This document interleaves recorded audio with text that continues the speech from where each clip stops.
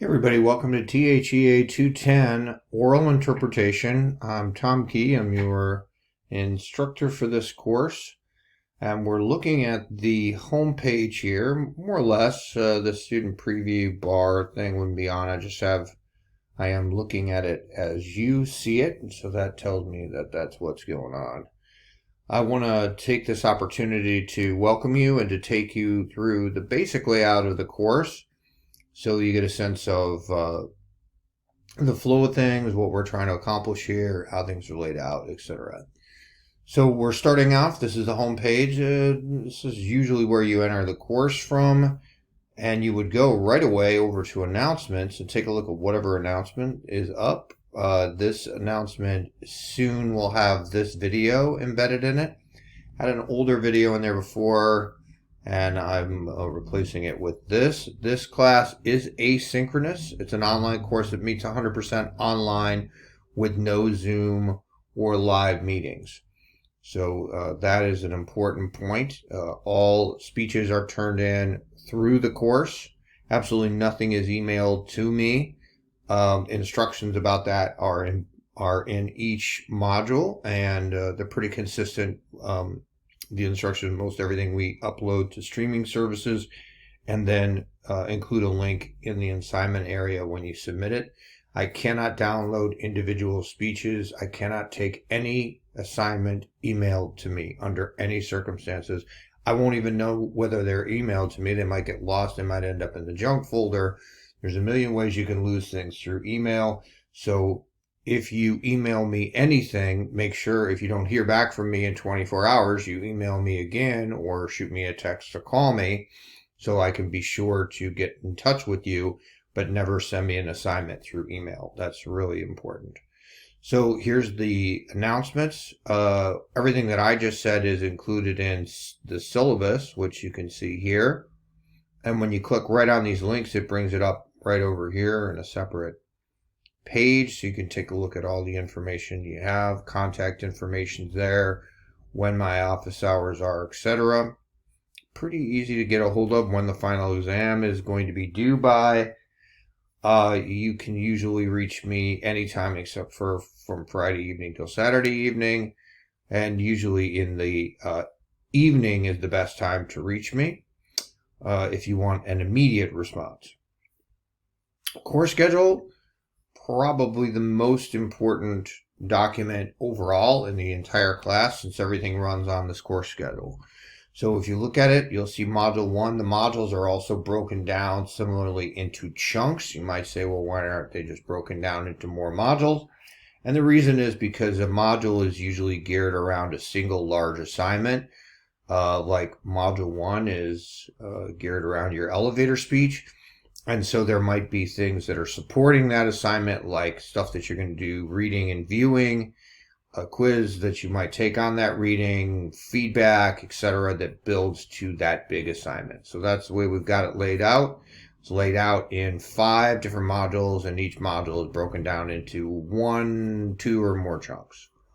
This first module is broken down into 2 chunks. I'm going to go into a little bit more detail on this in a second video, which you can find in Module 1, so I'm not going to spend too much time on this, but you can just see the basic layout of the course schedule, which is, here is the information about the module, what chunk we're in, the dates. This is the dates that we're working on chunk 1, 9/7, 9/13 in this particular case, but you may be looking at this video in another semester, so those dates will be different.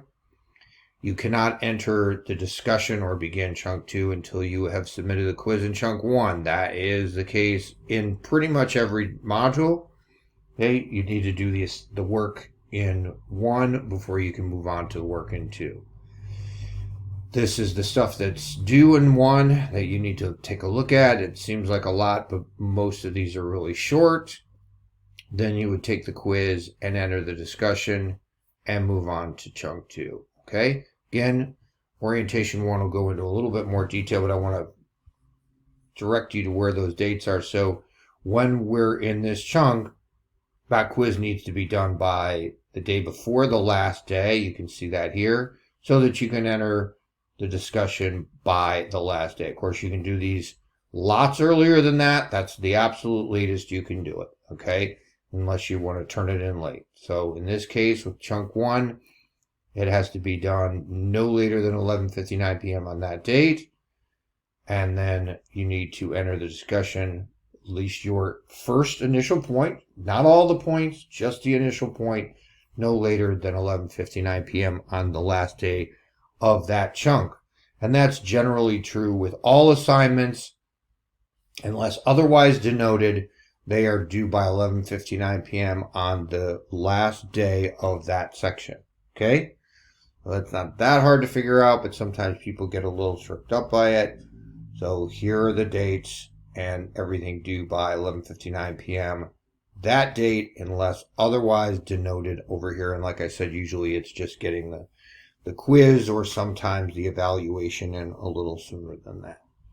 Okay? So that's the deal with the course schedule. Of course, specific questions you can always send off to me. The discussion rubric, again, click on this. You're going to bring up the information about the rubric. I have included what I call the grade reduction chart, what I think is, generally speaking, very helpful to people. Okay? It gives you a sense of what knocks off an A. So the general gist of all discussions are you enter by the initial deadline. That's just your first point outlined, and say any discussion is going to be multiple things that you're going to do throughout the discussion. So you've got, so here in discussion 1, you can see the initial post is to post your initial point by answering one of these questions. Second, respond to one or more students' posts. Follow up at least 3 times. Okay. And reference and cite one of those articles assigned. That's any one of these down in here. Okay. And that's discussion 1. Again, we're going to go over that in the orientation video that's here. The gist of that is you want to get the initial point up by the deadline. You want to follow up at least 3 times over the course of the unit, not all on one day and not all at the end. So in other words, discuss during discussion. That's the idea of discussion. Have a dialogue.